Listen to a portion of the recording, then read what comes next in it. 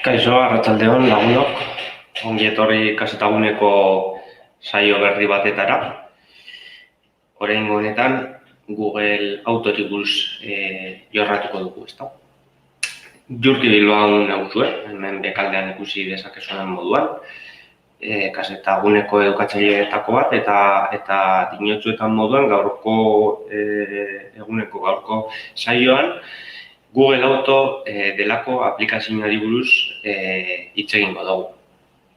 Lehenik eta behin komentatzen zuet iruzkinen atalean esan aldi da zuela edo konfirmatu aldi da zuela ondo ikusi eta ondo entzuten da estela. Eskertuko nizueke. Bien bitartean, hori, Google Autori buruz hitz egiten hasiko naiz, apurtxu bat, izenak nahiko argi uzten du zeren inguruan doan gaurko gaia, batez ere, automobilei dagokiolako eta Google, hain ezaguna den enpresa honen inguruan, edo enpresa honek sortutako aplikazio autoetan erabili ahal dugun aplikazioari buruz hitz egingo dugu, bale? Apurtxu bat zer dan Google Auto, existitzen dela, azteko, zer dan apurtxu bat ulertu deizuen eta zer egin daitekeen tresna honekin.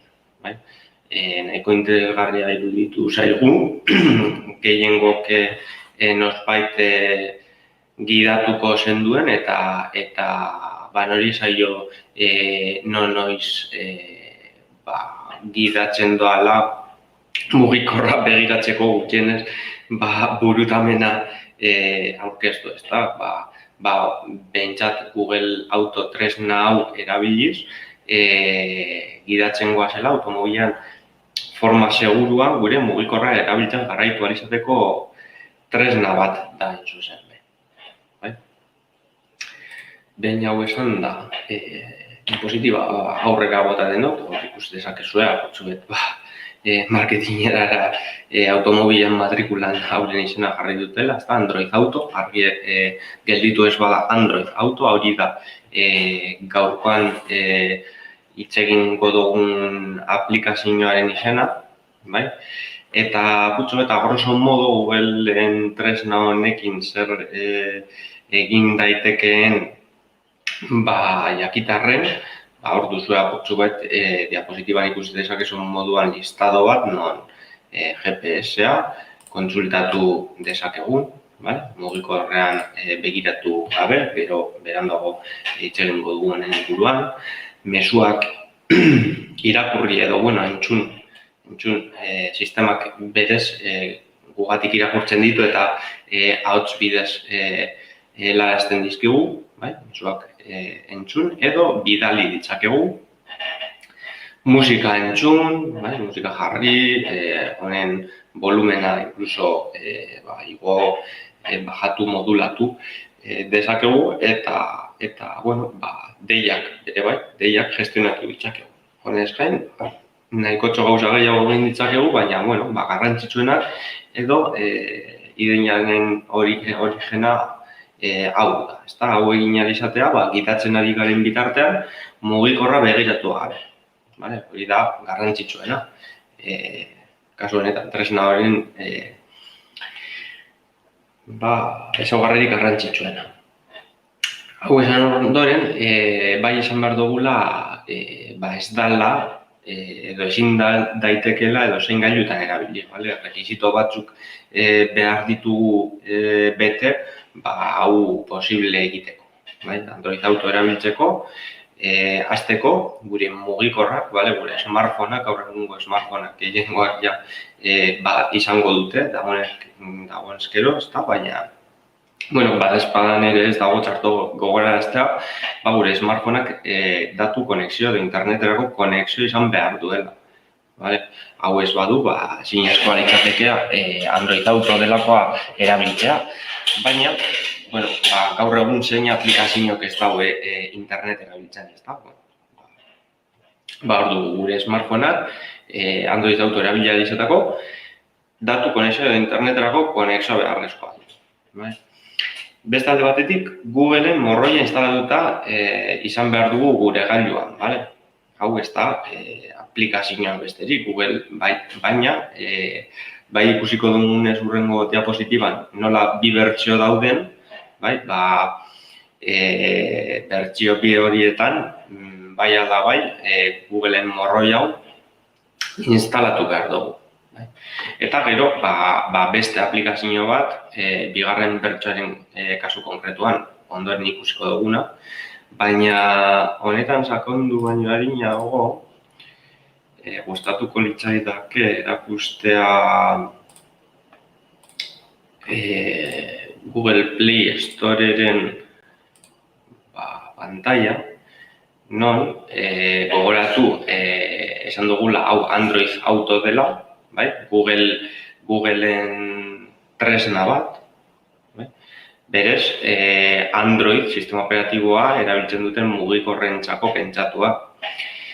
Zure kasua iPhone bat duzula bada, lasai ez dizu Android Auto honek balioko, baina badagoela Applek sorturiko antzeko erraminta bat. Hau CarPlay deitzen da, hain zuzen ere, iPhoneetan instalaturik datorkizu, beraz errazago egingo zaizu, baina bai saio honetan ikusi ditzakezun interfazaren argazkiekin ez du zerikusirik izango, baldin eta sistema operatibo desberdinak du iPhoneak, ez da. Berriz Androidarekin bueltan, bai? Android mugikorretarako edozein aplikazio lortzeko, deskargatzeko edo instalatzeko tokia, lekua Google Play Store da, ez da. Bertan, pantailan ikustezakezun moduan, Google Play Storeen sartu naiz, zuoi, nola beren bilatzailean Android Auto idatziz, bilaketak egiten duen lehenengo resultadoa Android Auto hau delakoa da, ezta? Berez, komenta duten bezala, bi bertsio daude, morroia edo originala Android Auto Google Maps multimedia mensajeria delako hau izango litzateke, eta gero komentatuko dagoen bigarren bertsioa nahi izan ezkero, honez gain, bigarren hau bere bai deskargatu beharko genduke. Android Auto para pantallas de teléfonos. Baina, bigarren aukera honetaz, beranduago hitz egingo dutenez, lehenik eta behin, Android Auto Google Maps multimedia mensajeria aplikazio honen landing pagean edo atalean sartu naz, ezta? Bertan ikusi dezakegu beranduagoa, bere bai nork egin duen, Google LLC-ek sortutako erraminta bat da. Gainerako aplikazioak bere sistema bera dute, beraz, norbait erabili baduzue, badakizue bertan aplikazioa deskargatu baino arinago, zenbait pantailazo ikus ditzakezuen beran interfaza nolakoa den ideia bat egin zaitezten, eta inkluso bideo bat ere badu, ezta? Jarriko dizuedan.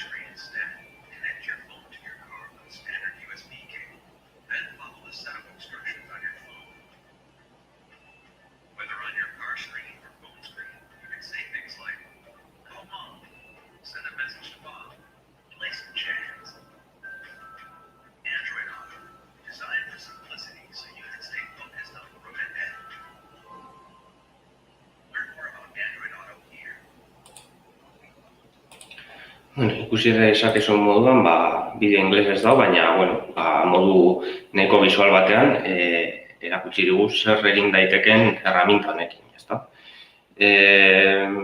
Argazki eta bideoez gain, badakizue dendan Google Play Storeen aplikazioaren barnean ere bai, beren garatzaileak, kasu honetan Googleek sortutako testu erako deskribapen bat duzuela, non ikus dezakezuen egin daiteken guztia, bai? Rekisitoak eta bar. Eta apurtxo bat berago joanez, inkluso ikus dezakezue, jendeak duen iritzia. Erabiltzaileek, 1.706.616 iritzi daude konkretuki. Eta, hainbeste erabiltzaileen artean 4,3 bat mantentzea, ez dago txarto. Beraz, bertan ikus ditzakezu ez, erreseina guztia. Ikusten duzuena, gogoko baduzue, instalar botoi honetan pintxatea bezain erraza da, ezta? Bai kontuan eduki behar dugula, badakizue Google Playen aplikazio batzuk doakoak dira, eta beste batzuk ez. Nola jakin dezakegu hau? Instalar botoi berde honetan presio bat jarriko balu, hori izango zen aplikazio horregatik ordaindu beharko genukeena, ezta? Presioen ordez instalar jartzen duenez, badakigu dohainikoa den aplikazio bat dela. Atzerantza bueltatzen banaiz, bigarren bertsioan, mugikorra pantaila bat bihurtzeko bertsioan, berdina gertatzen da, ezta? Sartzen naiz, doakoa da, beraz, instalar jartzen dit, hau ere Googleena da, aplikazioaren irudi batzuk ikus ditzaket, testu formatuko deskribapen bat, eta jendearen erabiltzaileen iritziak. Kasu honetan ikusten dugu, kuriosidade moduan, nola, bigarren bertsionetan jente asko gutxiago eman du bere iritzia, eta alan be, 2,9raino jaitsi dela. Beraz, nahiko kuriosoa den kontua dago.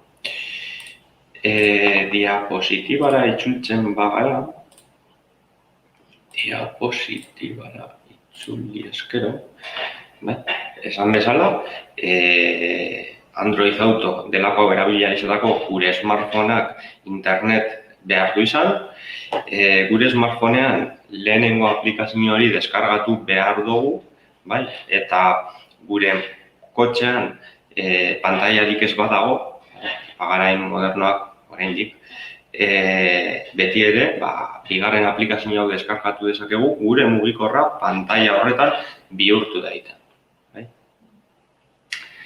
Esan bezala, lehenengo bertsioko aplikazioa, ikus dezakezu hor irudian, nola kotxe horrek, irudiko kotxeak pantaila bat duen, eta mugikor hori pantaila horretara konektatu nahi du. Kasu honetan, Android morroi hori erabiliko du, Android Auto delakoa, Google Maps multimedia eta mesularitza, lehenengo bertsioa.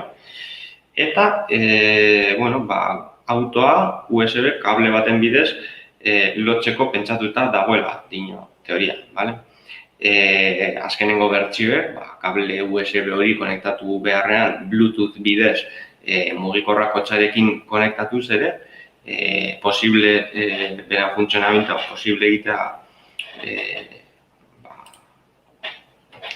egiten du, ezta?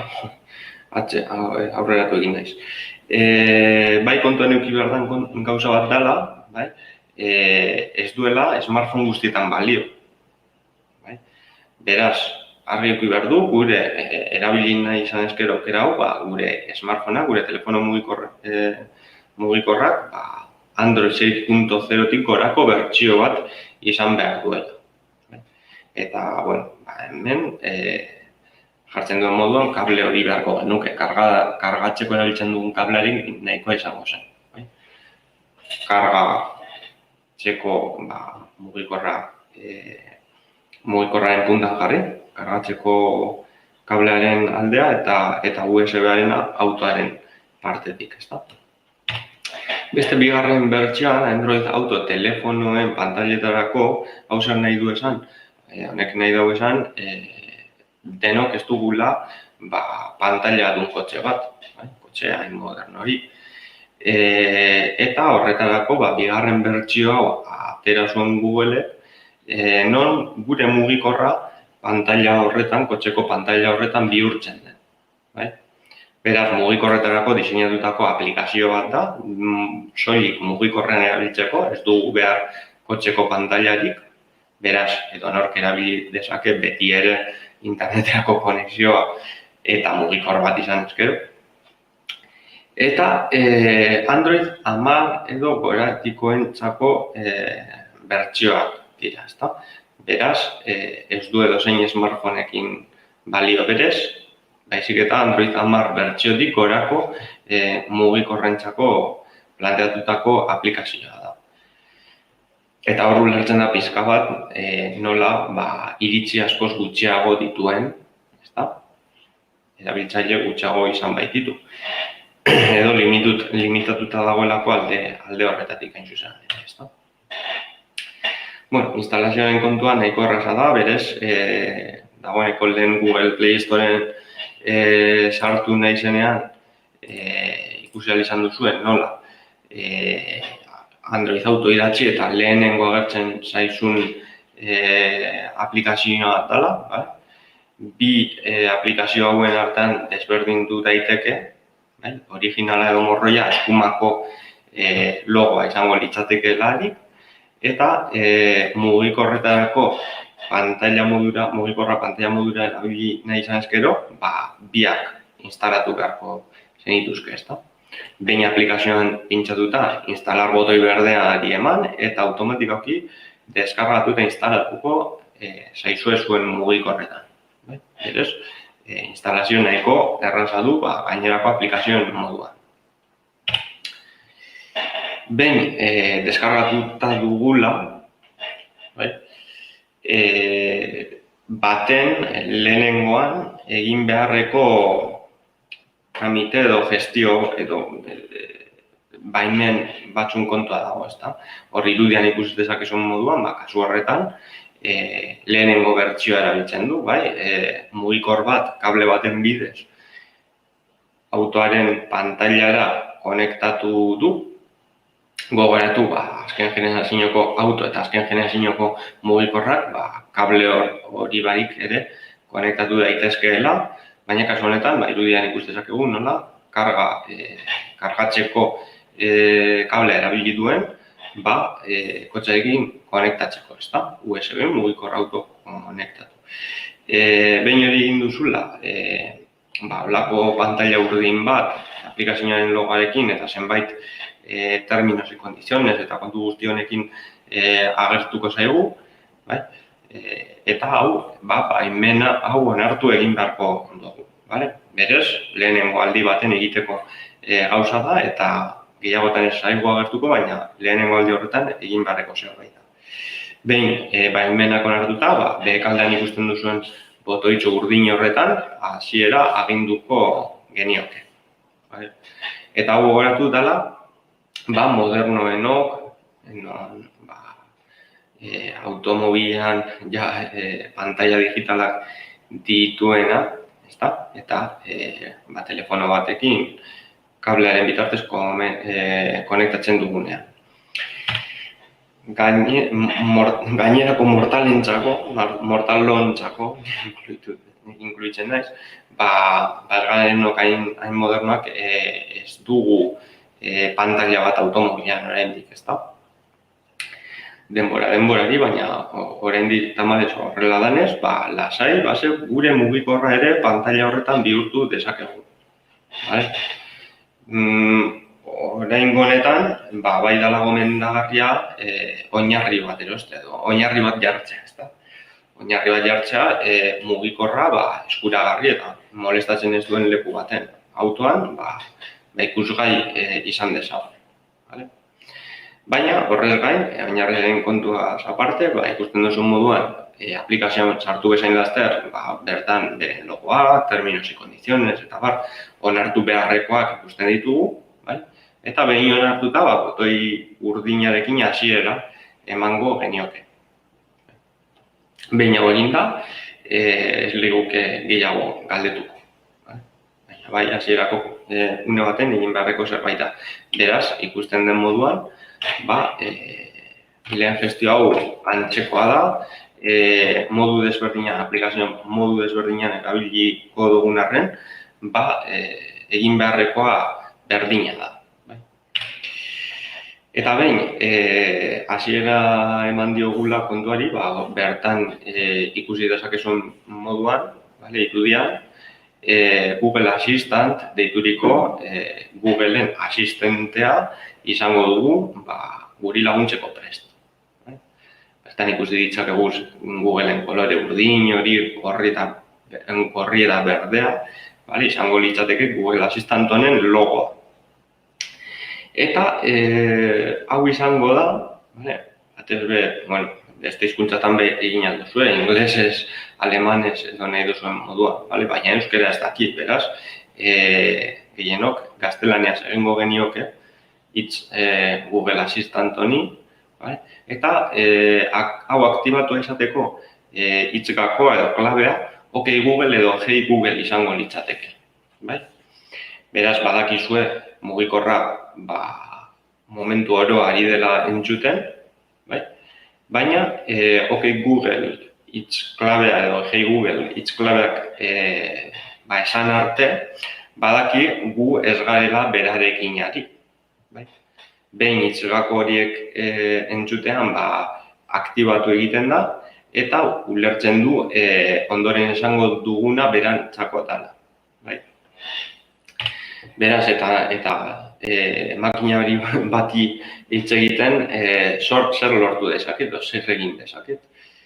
Galdetuko zara zure buruari, orain aztertuko ditugu, hainbat gauza egin alditugunak, eta oso interesgarriak direnak, baginotzu eta hasieran esan dudan moduan, batez ere gidatzen ari garenean mugikorra begiratu ez da ikutu gabe, hainbat gauza egin ahal izateko. Beraz, imaginatu adibidez, toki batera joan behar dugula eta ez dakigula nola jo.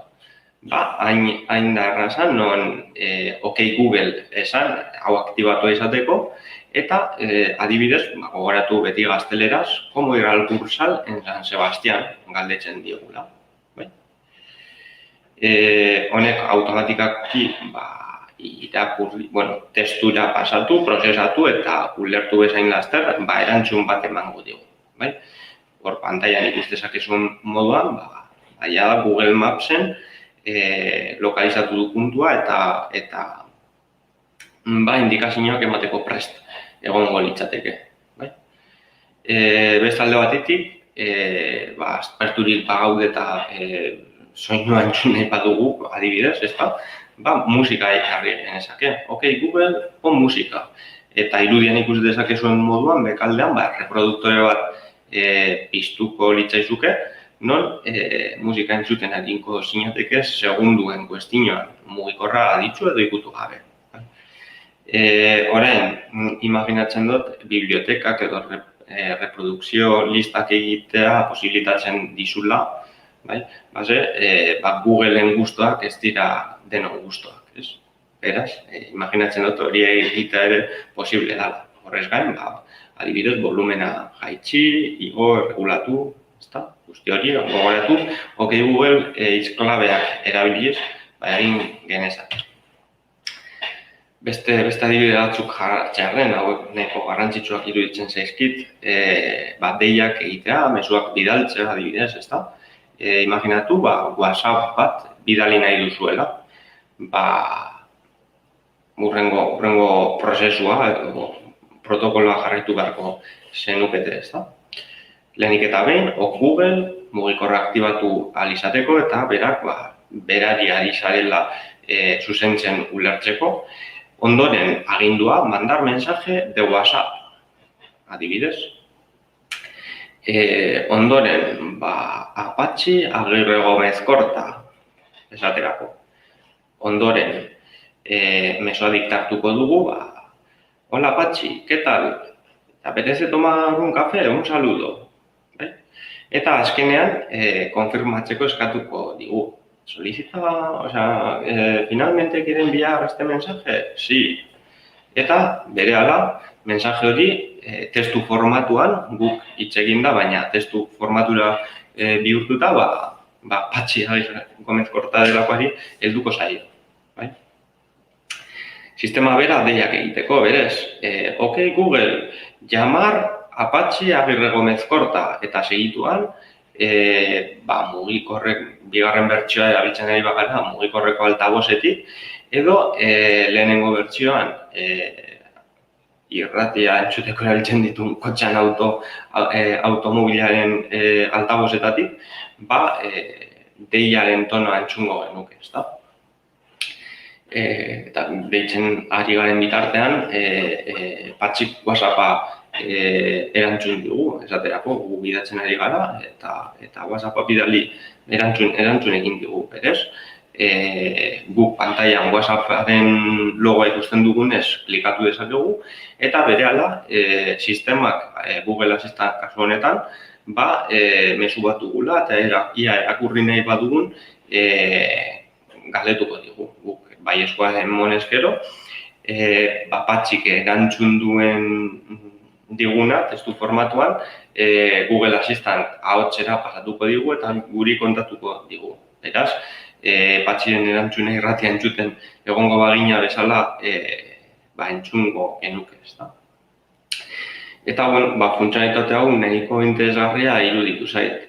Egia da, lehen esan dudan moduan, ez duela euskararen hizkuntzaren aukera, berez, kaixo Patxi, zelan zaude, ez dakit nola transkribatuko lukeen gaztelaniera, baina, erderaz egiteko tresno oso interesgarria da. Horrez gain, milaka aplikazio ditu, beste adibide batzuk jartzearren, adibidez, denbora kontsultatu dezakezu, ezta? Ok, Google, previsión del tiempo en Bilbao. Eta Google Asistantek berehala kontestatuko dizu ahots formatuan. Pues el tiempo en Bilbao hoy es de 18 grados, lluvioso, nublado. Bueno, beste funtzionalitate bat interesgarria, aditzu barik, informazio hori kontsumitu alizateko. Google Mapsera itzultzen bagara, imaginatu gasolinarik gabe gelditzen ari garela eta ez dakigula non gauden, non dagoen hurbilen datorkigun gasolinera bat, no problem. Ok, Google, muestra gasolineras cercanas, irudian ikusten duzuen bezala, Google Mapsen hainbat puntu markatuko liguke, inkluso, fijatu eskero, puntu bakoitzean, erabiltzaileen iritziak ikus ditzakeguz, batek 4 puntu, beste batek beste 4, beste batek 4,5, harin baten begira harin bat botateko kontua, ezta. Eta, inkluso, behek aldean, nigandik zenbatera dagoen komentatzen dugu, Beraz, beste funtzionalitate interesgarri bat. Eta, milaka daude, ohikoenak, oroigarriak, oharrak, ibilbideko puntuak ditu, interesgarria da, gidatzen noa eta puntu interesgarri bat iruditu zaidanean, berehala puntu hori markatu dezaket ondoren kontsultatu izateko. Radarrak esaterako horrela markatu ditzaket.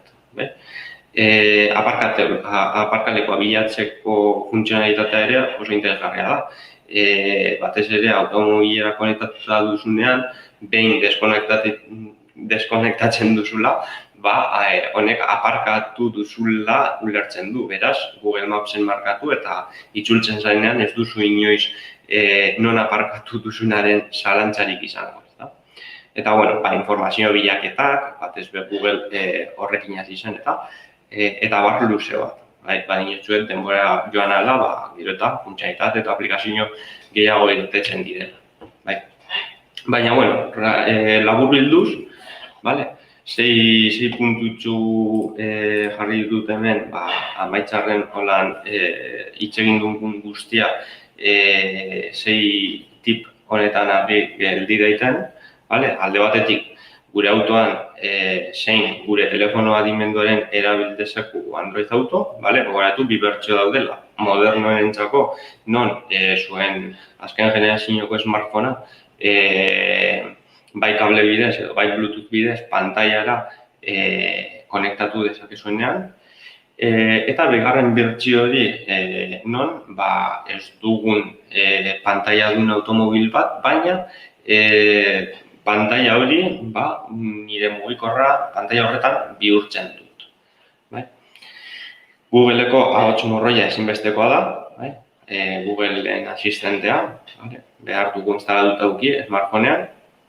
Beti OK Google edo Hey Google esan beharko dugu aurretik, hitz klabeak, gogoratu benti mugikorra beti entzuten egon arren, OK Google hitz klabea esan arte ez duela jakingo berari ari garela berba egiten.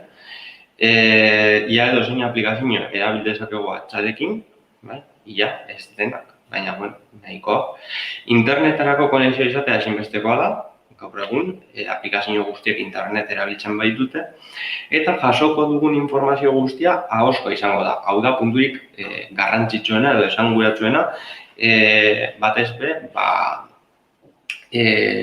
onura handiena, aplikazio honen onura handiena dakarren karakteristika dalako. Azken finean, gidatzen joatea eta entretenimendu gabe mugikorrera begiratu ez da ikutu gabe mugikorre hori erabiltzen jarraitu ahal izateko ahalmen hori nahiko interesgarria dela iruditu zaigu eta horregatik gaurko saioa, ezta? Eta, labur bildu dutxuzen gako honen ondoren, gustatzen zaidala pare bat minutuko unea izte norbaitek zalantzarik izan duen jakiteko, gogoratu iruzkinen atalean zalantzak idatzi ditzakezuela, ni hemen aldoren einean argitzeko nago eta bitartean pare bat minutu horiek izan dizkizuetan bitartean gogoratu arazi 13an, ostegunean, kurso hau bera ematen dela, kurso sesio, sakale todo el partida Google Auto, orengoan erderaz, arratsaldeko 7:00. Hurrengo astean, 18an, asteartea, goizeko 12:00 zure mediku hitzordua eskatu internet bidez euskeraz, eta saio berdin hau erderaz, goizeko 12:00 ere bai, ostegunean 20an izango duzue, solicita tu cita médica por internet. Hileko azkenengo astean, asteartean 25, euskeraz arratsaldeko 7:00 komunikatu WhatsAppekin bideo deiak eta argazki partekatzeko, eta saio hau bera erderaz, komunikate con WhatsApp, videollamadas y compartición de fotos, arratsaldeko 7:00 ere bai, 27. Osteguna. Beraz, horritzi dizuet hurrengo datozen saioetarako agenda. Ikusten dut ez dagoela zalantzarik, nahiko argi gelditu dela dena beraz. Eta gogoratu, behekaldean duzuen ikonoan, me gusta ikonoan pintxatu dezakezuela, eduki hau gustatu baldin bazaizue, guri beti ondo datorkigula zuen iritzia jakitea. Berez, gonbidatzen zaituzte, me gusta ikonoari edo iruzkin edo komentarioren bat iztari, bideoaren behekaldean, zuen iritzia jakin dezagun. Beti ere ondo datorkigu jakiteko datozen saioetan nolako eduki mota igo ezta. Gogoratu ere bai, suskribatu ahal zaitezketeela,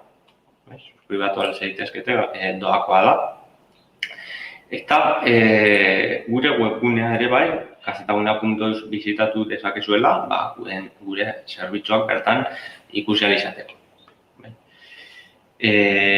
Hau esan da, eskerrak ematea besterik ez zait gelditzen, eta hurren arte.